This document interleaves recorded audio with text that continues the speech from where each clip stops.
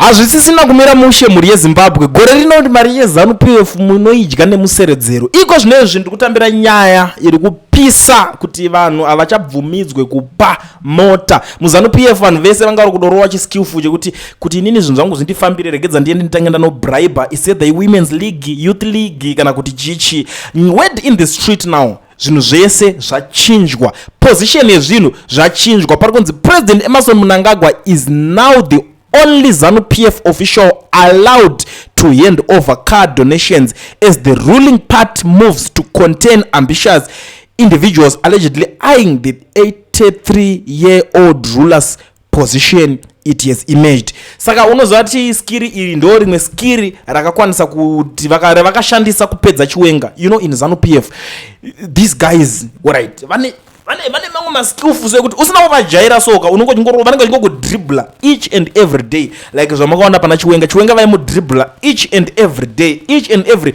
vachimuneutralize, vachimuita sei, vachitombomuti toda kuisa minister of health obva abvuma, vobva toda kuita chakati obva abvuma, mamwe magenerals anga anawo ese akapera kudzima, vakapera kufa vese, iye ndobva asara ango munhuwo just vice president akangonyeutralizwa like izve. So I heard kuti they are about to neutralize him again nekumuisira retired general Valerius Banda kuti varamba vachingonyeutralize. Zanu PF ine imwe mistake yainayo yekuti vanhu vese vari muZanu vakasaingwarira that mistake iyo yakaitwa mese muchangofa muchiomberera vamwe vanhu maoko zvekuti hanzi president ndiye anenge ananzi ma-executive powers ekuti zvese ndiye command and chief and chakati first secretary what everything ndiye ane simba rese on top. Ma-vice president asina kana chawo kana chaanacho ipapo ndo pachanetsa. Ndakatonzwa kuti hanzi even kana neland chaiyo the land belongs to the state and who is the head of the state is the president. Saka he is the owner of the land foot, he is the owner of everything. Muchingodribblwa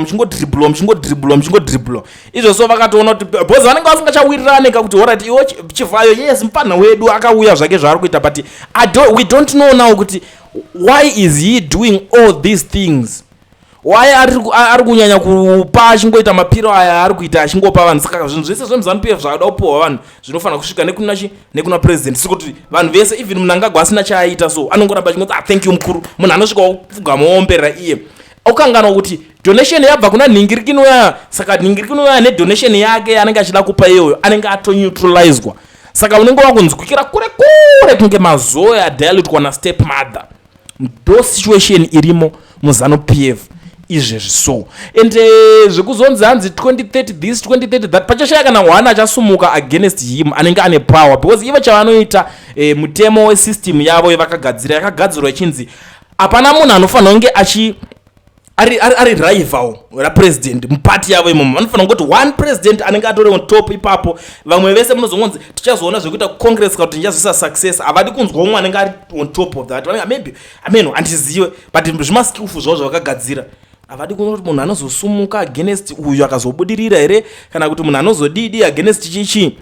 Masystems avo vakagadzirirana, vakambotanga kushandisa nhingirikini dzekuhondo dziya kana muchiri kudziziva zvekuti toda ma-war credentials ndo aita kuti uchazenge uri sedha uchazoita next president kana kuti uchaita chi. vangodhingirikina rariskirirawo rakatoonekwa nemadhara aya, vakaziva kuti vamwe vatikanda navo kuhondo havakadhibha ende tinokwanisa kuvadribla pakati nepakati.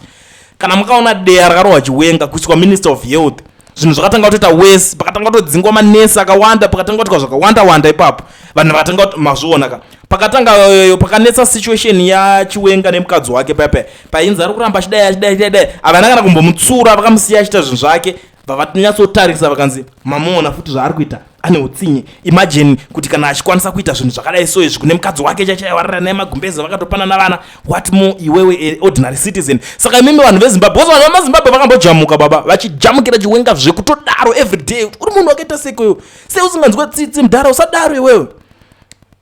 Kwanga kuri kutodribula futi kwaitoitwa ikoko.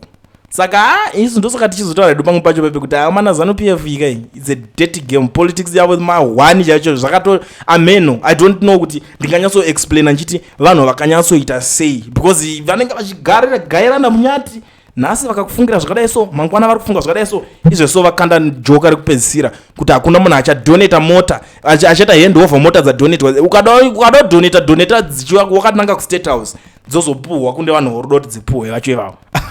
Iwe pane nereason nga why are you donating these cars to them? Mubvunzo yakawanda uchaanza ipapo uchinobudisa zvinhu mumwe mako. Saka chasara manje zvinhu chekuti wakuda kutotengera vanhu mota ka wakutoenda uchinowatengera chinyararire kudzimba dzavo, kwete zviya zvekuti inoti toda kukutengerai mota zvozodai so kana mongosangana parali mongoti ndatokutengerawo mota zvawaita izvi. Kana wadaro tanga wadhoni chero even be it aqua or something, anything to do pazano pacho ipapo chinopinda nekustate house, unotera uchitora chaakwa chako kustate house ikoko, ndo marowerwa azvo akuitwa izvezvi. Iyi nyaya yemhuri yeZimbabwe kutoya nayo kudai soka ndeitonetseka nawo mufunge kuda kutonzwa kuti imi mukuyo unozi Kulian TV team VAT asi vanhu vachishamsika. Kulian TV haichadzika, saka subscribe wozolaika nechawana zvisapana chichazosha. Everybody say Kulian yeah. Information is brilliant yeah. Everybody say Kulian.